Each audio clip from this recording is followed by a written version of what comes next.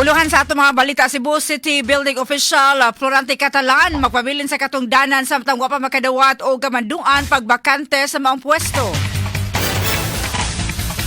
Samtang katong duha ka lalaki nga nakuha og 20 ka kilo ang gituhuang shabu, ang mukante na og 136 milyones ka pesos ang iyong sakop sa bagong grupo og dili pa matawag nga dakong sindikato sa pagpayuhot og ilegal nga droga.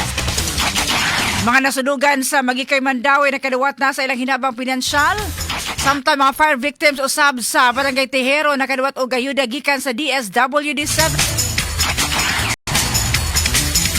Samtang sa kauluhan, napulihan ni Senador Amy Marcos, si Senador Risa Hontiveros, isip chairperson sa Senate Committee on Electoral Reforms and People's Participation. O karon sa detalye na sa ato mga balita sa Cebu City Building Official Florante Catalan, magpabilin pa sa katungdanan samtang wa pa makadawat o kamanduan pagbakante sa maong pwesto. Kasama mo sa balita Radyoman Eli Bolonos.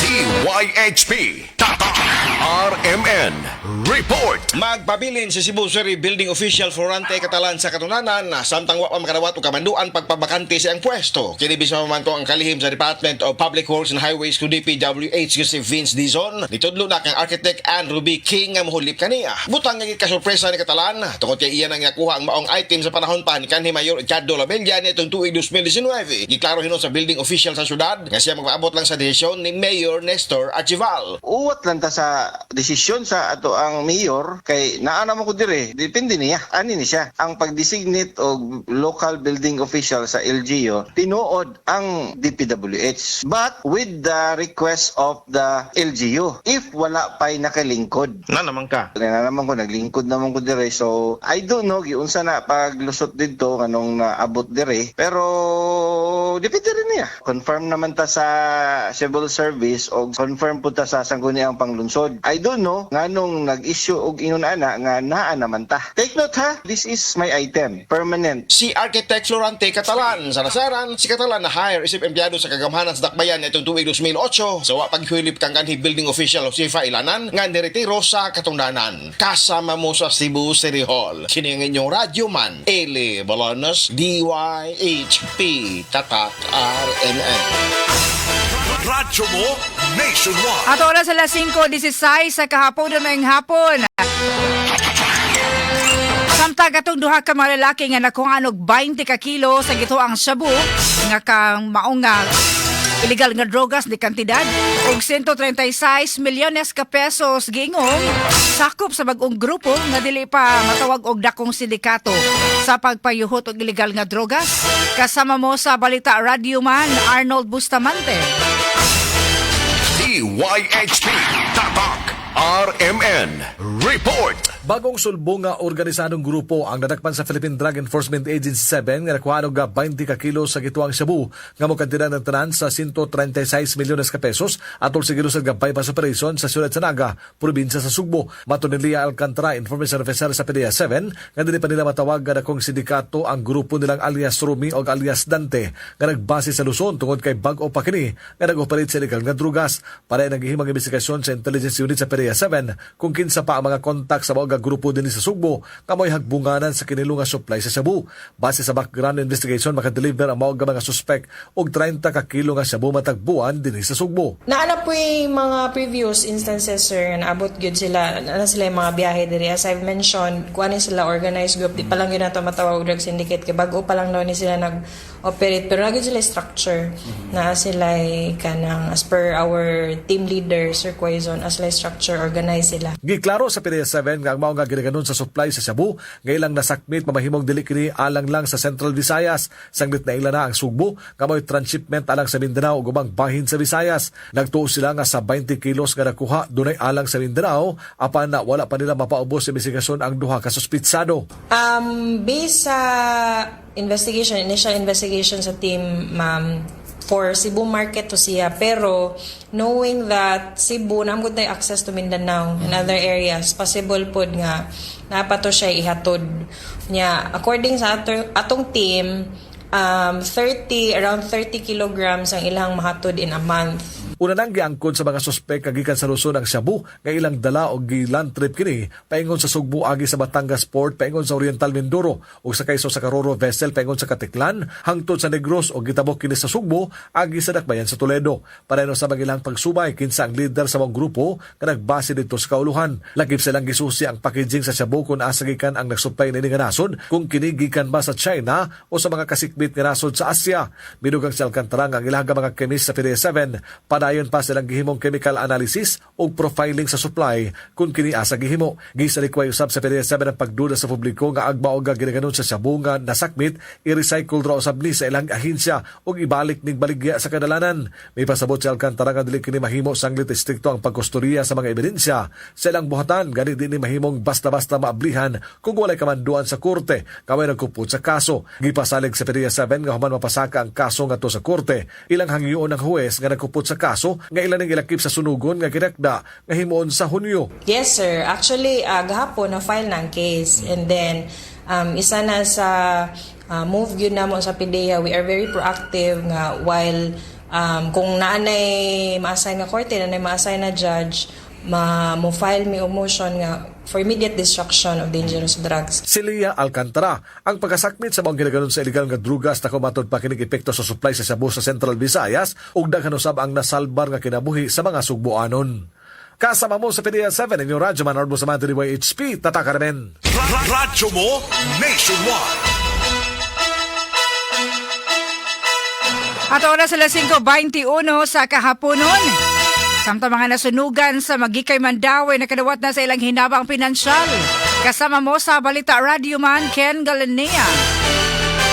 DYHP Tatak RMN Report. Kuman sa ilang dawat nga pasiuna nga mga ayuda tabang pinansyal daw sa magyapon-apon ngadto sa mga nabiktima sa sunog sa sitio Admacor sa barangay Magikay sa Dakbayan sa Mandawi. Kapinso sa kagatos ka mga benepisyaryo ang nakarawat og ginabang pinansyal nga nagagad sa ilang kategorya kung sila tag iyang panimalayo ka renter o sharer. Moabot og 21 ka mga tag iyang gyud panimay nga nasunog ang nakarawat og tag 10,000 pesos matag usa samtang 95 ka mga renters o sharers nakarawat og 5,000 pesos sa matag usa. Si Mandawi City Councilor Joel Seno may dipadangat sa mensahe ni Mandawi City Mayor Jonky Uwano dili paabot nini ang iyang kasubo alang sa mga nabiktima sa sunog. Ang lokal nga kagamhanan sa syudad sa Mandawi ni padali pag-process sa financial assistance alang sa mga nasunugan aron makatabang sa subli nga pagpabarug sa ilang mga Pinoy-anan. Kung kinumduman mabutog 125 ka mga pamilya anawad-an sa ilang panimalay gumikan sa maong sunog. Kasama mo sa Dakbayan sa Mandawi ang ining Radio Man Ken Galinea Tatak Arimen.